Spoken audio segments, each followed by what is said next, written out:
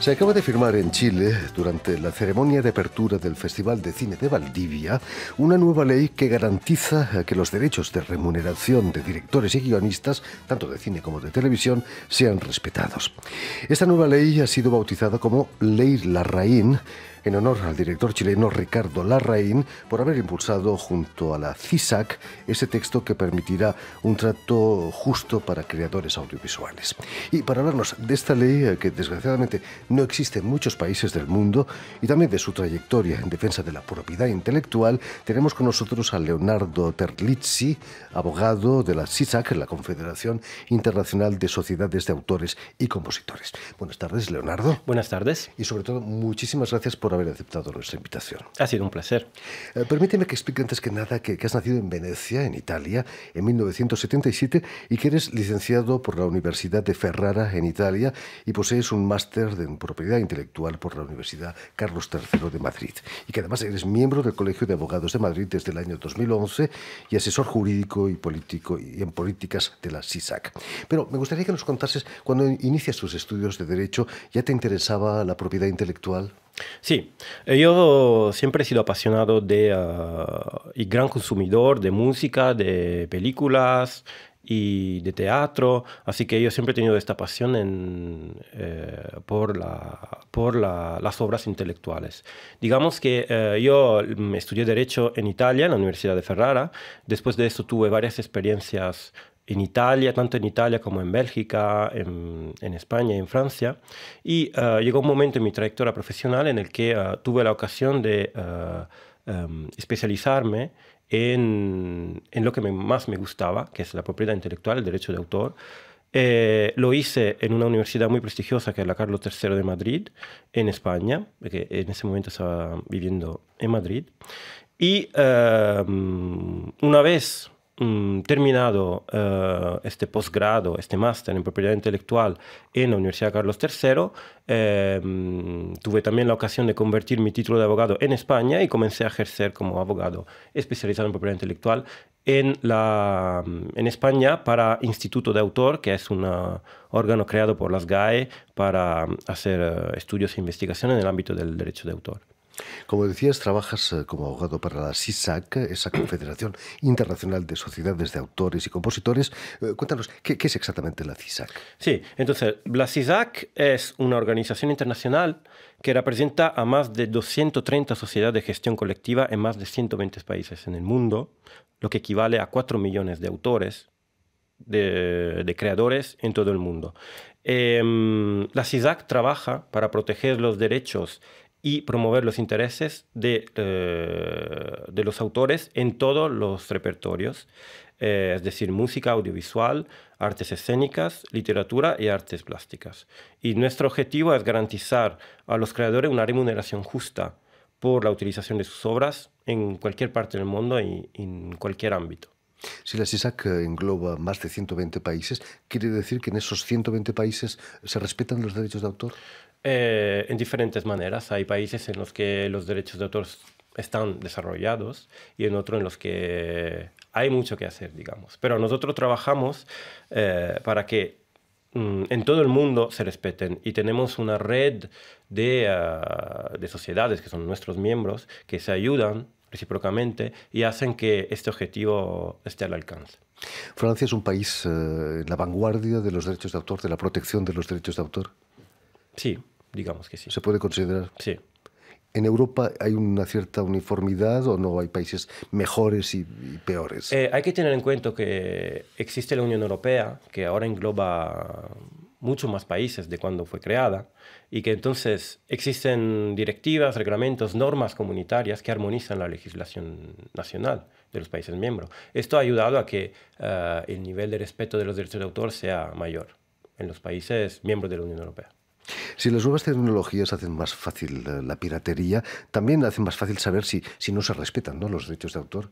Todo el mundo está al corriente si se reproduce clandestinamente una película o puede ayudar. Digamos que la tecnología puede ayudar a luchar contra la piratería. Y la sociedad de gestión intentan hacer uso de las tecnologías para evitar la piratería, porque la piratería es un gran peligro para la creación en general. ¿Qué han cambiado las nuevas tecnologías en el terreno de la propiedad intelectual? Bueno, es mucho más fácil acceder a las obras protegidas, porque la protección se puede birlar, digamos. Así que la protección, digamos, la tecnología, por un lado ayuda a los autores, porque, por ejemplo, ayuda a identificar las obras, a saber qué uso se hace también en línea de las obras, pero por otro facilita el trabajo a los piratas, porque es mucho más fácil acceder a las obras. Las empresas también tienen interés en que los derechos de los autores sean respetados, ¿no? Sí, las empresas sí, claramente. Para proteger su capital, ¿para qué? Sí, porque digamos que el derecho de autor es un capital no solo para los autores, sino por todos los que tienen interés, como por ejemplo en el caso del ámbito audiovisual, que es el que estamos discutiendo ahora, los productores audiovisuales o los organismos de radiodifusión, las salas cinematográficas. Lo que pasa es que hay otras entidades, otros sujetos en la cadena de valor, digamos, que tienen interés a que los autores no reciban la remuneración que merecen. Estoy hablando en particular sobre todo de los intermediarios de Internet. Tienen interés en que los usuarios puedan acceder fácilmente a los contenidos porque se benefician de ellos y para ello es secundario que los autores reciban una remuneración. La gratuidad en Internet es una utopía, toda obra tiene que ser pagada. Hay que tener en cuenta que si el autor no recibe una remuneración, no está animado a crear. No solo no está animado, pierde los recursos necesarios para poder crear. Así que no se puede pensar, no es sostenible, digamos, una economía en la que el acceso a las obras protegidas sea libre. En el fondo, la CISAC lo que está haciendo es estimular la creación de una manera indirecta, ¿no? Ese es uno de los fines de la CISAC. Sí. De hecho, nosotros estamos presentes en todos los foros, tanto a nivel internacional como regional y local, donde se toman decisiones para promocionar leyes o regulaciones que estén a favor de los autores, que promocionen los autores. Y por eso llevamos a cabo diferentes campañas de lobbying. Una de esas es la campaña de la que vamos a hablar, la campaña que promueve una justa remuneración para los autores de obras audiovisuales. Lo hacemos, como he dicho, tanto a nivel internacional como a nivel nacional, de los países individuales. Intentamos contribuir a los debates parlamentarios, por ejemplo, en este caso en Chile, para sensibilizar a los políticos sobre la importancia de los derechos de autor, sobre la importancia de remunerar en proporción al éxito de la obra los autores de la misma.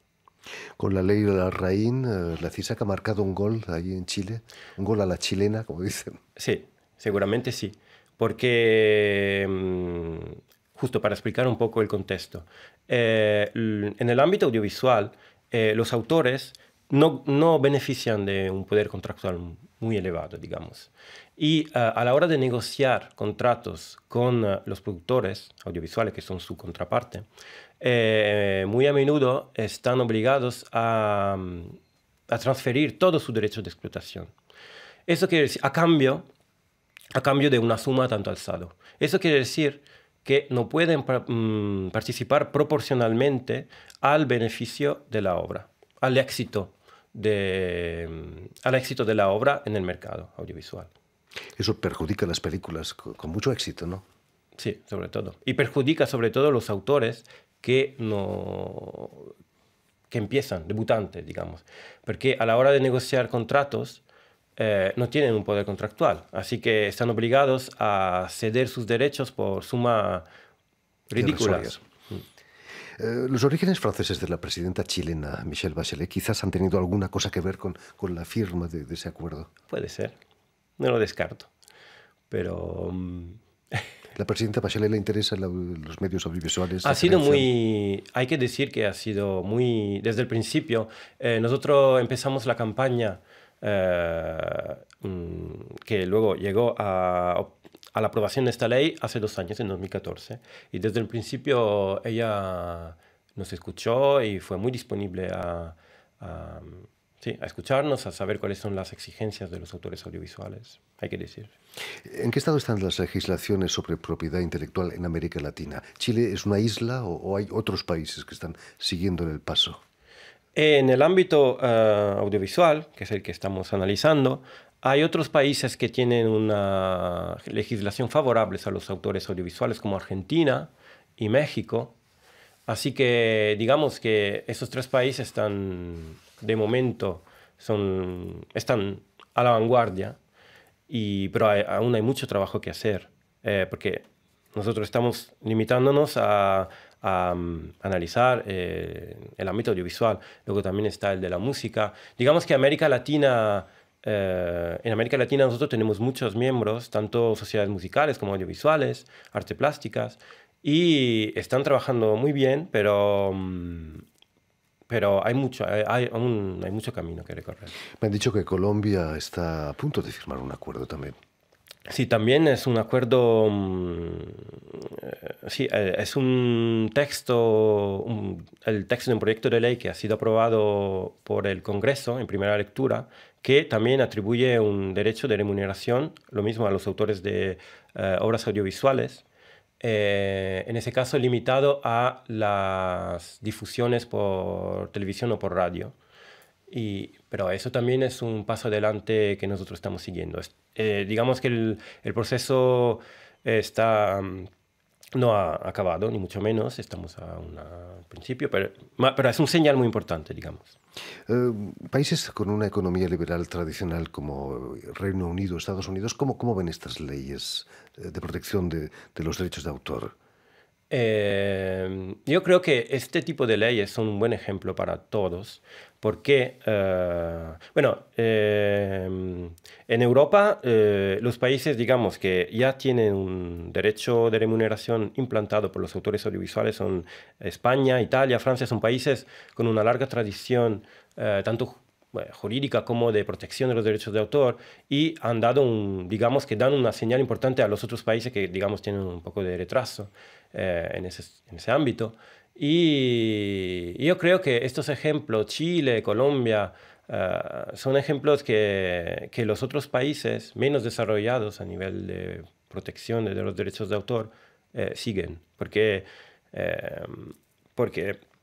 esto avanza, la protección del derecho de autor, nosotros desde el punto de vista de la CISAC vemos que progresa. Estamos dando muchos pasos adelante, no solo en Europa, sino como demuestra la aprobación de estas leyes en América Latina, en Asia, en cierto modo también en África, aunque más lentamente.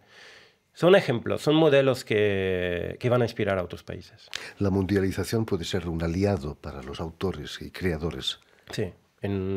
Nosotros somos una organización internacional y nuestra fuerza es la red de sociedades que nosotros representamos, y el intercambio de información, de buenas prácticas, están dando muy buenos resultados. Gracias al trabajo de nuestro director general, Gadi Orón, de los directores regionales de la CISAC. Tenemos 4 sedes de la CISAC, una en América Latina, en Chile, otra en Burkina Faso, en África, otra en Hungría, para Europa del Este, y otra en China. Nuestra sede central es en París, y trabajamos de forma muy estrecha con las direcciones regionales que he mencionado antes para obtener buenos resultados. Las sociedades que son miembros de la CISAC hacen un esfuerzo increíble, como he dicho, de intercambio de información, de buenas prácticas, empujan las sociedades más desarrolladas, como pueden ser la SACEM en Francia, la SIAE en Italia, la PRS en Reino Unido, empujan las sociedades menos desarrolladas a través de actividades de formación, de sensibilización, y estamos viendo resultados prácticos. En fin, pues muchísimas gracias, Leonardo Terlizzi, por haber estado aquí con nosotros. Muchas gracias a vosotros. Recordemos que eres abogado de la CISAC, la Confederación Internacional de Sociedades de Autores y Compositores. Y si quieres volver a escuchar íntegramente esta entrevista, incluso verla en vídeo, lo puedes hacer en nuestra página web RFI en español, en YouTube, naturalmente, o en la página Facebook de la emisión El Invitado de RFI. Y también permíteme saludar del otro lado del cristal a David Brockway, quien ha estado a cargo de la realización sonora y visual de esta emisión. Gracias de nuevo, Leonardo, y que sigas en ese empeño de defender los derechos de los creadores audiovisuales. Muchas gracias, así haré.